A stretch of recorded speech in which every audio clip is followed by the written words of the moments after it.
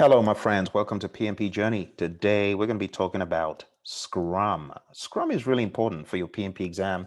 And even if you're taking the ACP exam, you'll find Scrum to be extremely helpful in navigating those questions. Now, if you haven't used Scrum before, it's very straightforward. Just understand this configuration: 3, 5, 3. Let's talk about 353 for a quick second. The first three, we talk about three roles, and the three roles are the product owner, the scrum master, and the team. Product owner, scrum master, and the team. Then there are 5 ceremonies.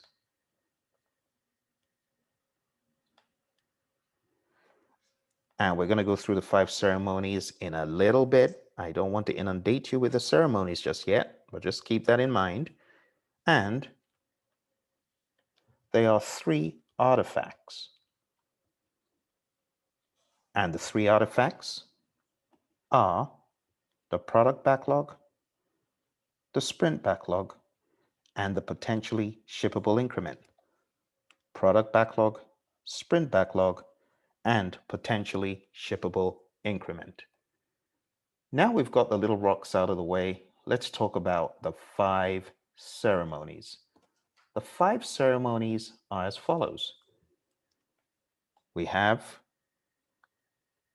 sprint planning, we have the sprint itself, we have the daily scrum, we have something known as sprint reviews, and we also have a sprint retrospective.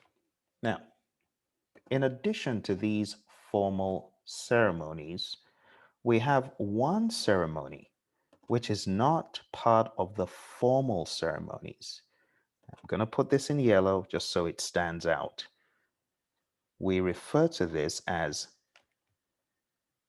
backlog refinement. This is not a formal ceremony, but is something that should happen because that is where we refine the work to be done in the future. So, real quick, let's talk about how this starts off. It usually starts off with people in the business. And these people in the business, they've got an idea of something that they need, something that they want, something that they need for work or to experience certain benefits. These ideas are going to come in the form of what we are going to call stories. Think about stories as user-centered requests for certain value. Now, those stories are going to be captured in a document, and this is where it all starts off, or I should say, in an artifact. Let's say these are captured in an artifact, and this artifact, we are going to call it a product backlog. Product backlog. This product backlog has a list of everything that needs to be done. But we know that we cannot do everything immediately. In fact, it's a living, breathing artifact. The product backlog is managed, cared for, if you will, by the product owner. The product backlog, like I said, contains what needs to be done. It is an emergent ordered list. It is not static. The product backlog items that can be done by the Scrum team within one sprint are deemed ready for selection in a sprint planning event. So there's an event right here, and we're going to call this sprint planning. This is where the team decides what is going to be done within the sprint. The sprint planning will produce this object I'm showing you here. It's another artifact, and it's the sprint backlog. So I want you to think about sprint planning. And of course, as a result of your sprint planning,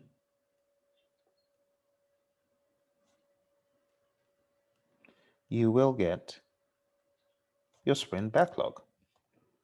Now, this sprint backlog is going to be worked on by the team. Let's talk about the sprint backlog for a bit. The sprint backlog is made up of what we call the sprint goal.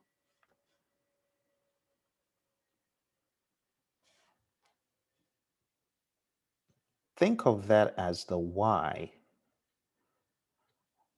The sprint backlog is a plan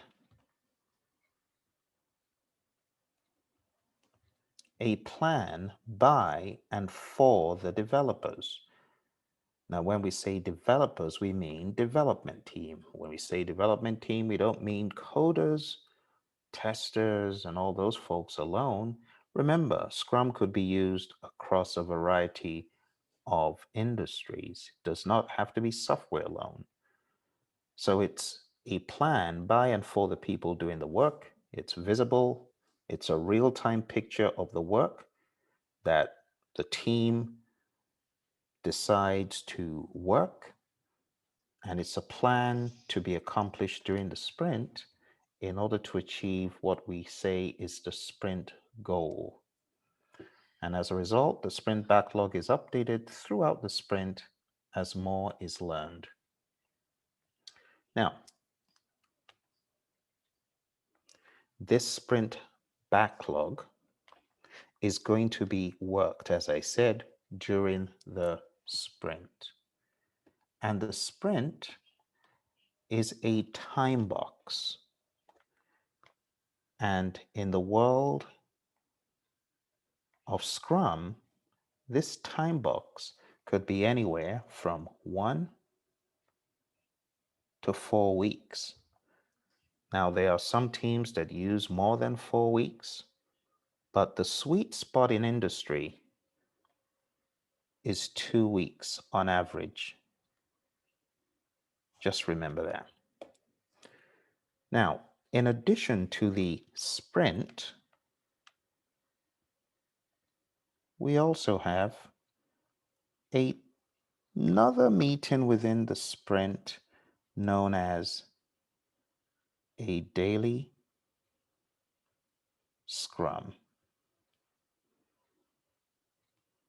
A daily Scrum. And that daily Scrum is every 24 hours. So let's put that in there really well so that we can fit it in.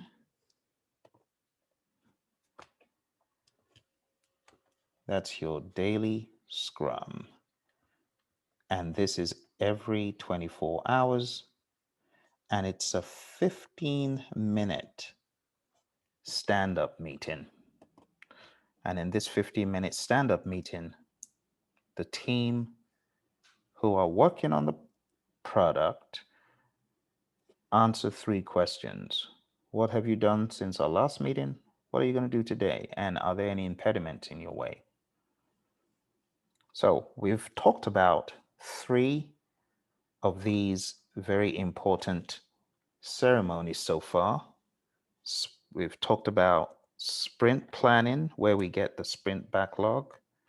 We've talked about the daily Scrum, and we've talked about the sprint. Now, what follows is somewhere in the middle of the sprint, before the sprint ends, we need to spend some time in backlog refinement.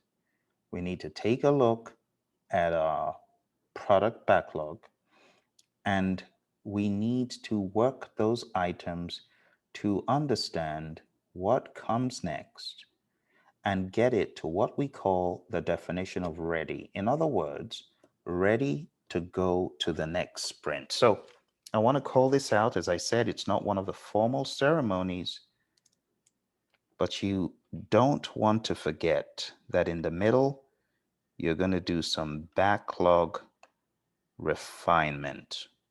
Okay? And that is going to help you to move immediately into the next sprint. At the end of the sprint, meetings will be held. And these meetings will be held based on the final output. And that output, we're going to refer to this as the PSI, the potentially shippable increment.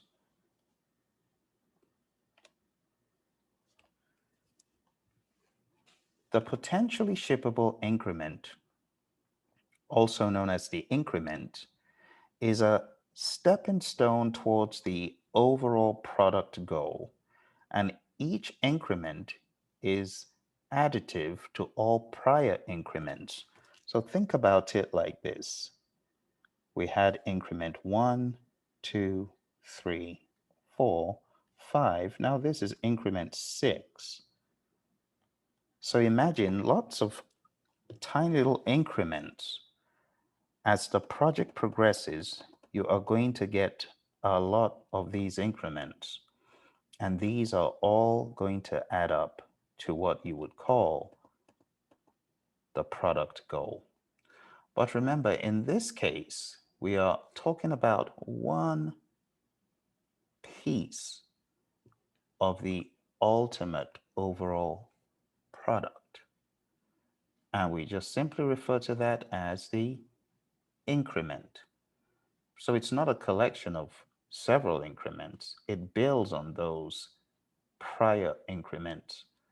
But this is known as the increment. So imagine we get one increment at the end of that sprint. And that's our increment, whatever that may look like. Okay? The potentially shippable increment, because we don't have to ship, but it should be ship ready. When this increment is produced, it needs to be followed by what we call a review. You could also refer to this as a sprint review. So the idea is the product owner, who knows who should be in the room for the review, arranges this review. And in that review, we demo whatever we have produced. The purpose is to inspect the outcome of the sprint and also to determine future adaptations. The Scrum team presents the results of their work to key stakeholders, and during the event, the Scrum team and stakeholders review what was accomplished. The product backlog may also be adjusted to meet new opportunities. The sprint review, think of it as a working session, and the Scrum team knows this and should avoid just presenting information in it. So I want you to think about this. This meeting follows the PSI finalization, and we call it a sprint review. And remember, the sprint review is the second to the last event in the sprint. And according to the Scrum Guide, we will time box this to a maximum of 4 hours for a 1 month sprint. For shorter sprints, the event is usually shorter, and that's half a day. Remember, it's not just demoing the work, it is also getting value to understand what is next, are we on the right path, and to massage that backlog as needed, right there with the stakeholders. After the sprint review, we can go ahead and have our final meeting. And by far, one of the most important steps. We call this a retrospective. The retrospective is held with the team who have done the work and anyone else who is in there is by invitation only. The purpose of this retrospective is to plan ways to increase quality and effectiveness. Think about quality and effectiveness getting to the next level in the next sprint. In order to get this as an output, the team inspects how the last sprint was conducted, how it went. We talk about individuals and interactions, processes and tools, the definition of done. Inspected elements often vary with the domain of work.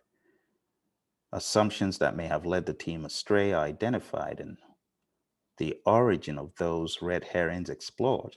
And the Scrum team discusses what went well during the sprint, what problems it encountered, and how those problems were solved. Or if not, why they were not solved.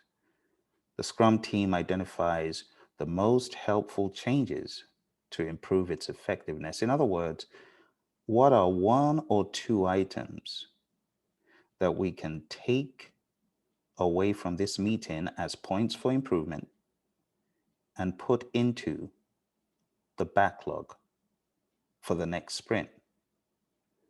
The sprint retrospective concludes the sprint and it's time boxed to a maximum of 3 hours for a 1 month sprint.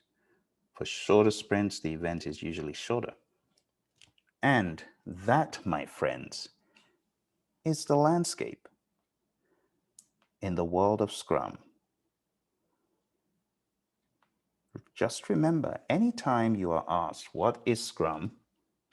You got to remember the 3, 5, 3. And then don't forget, backlog refinement is not one of the official ceremonies, but it is definitely a very important thing to do. Okay? Backlog refinement is breaking down and further defining backlog items into smaller, more precise items. And this is an ongoing activity, sprint after sprint. Even before we get to sprint planning, we take some time right there in the middle, we do our backlog refinement, and then when we get to the next sprint, hopefully we are ready to go. All right, so I hope you enjoyed this, my friends. Don't forget to share with your friends, hit like, subscribe, and I'll speak to you soon. Take care and bye.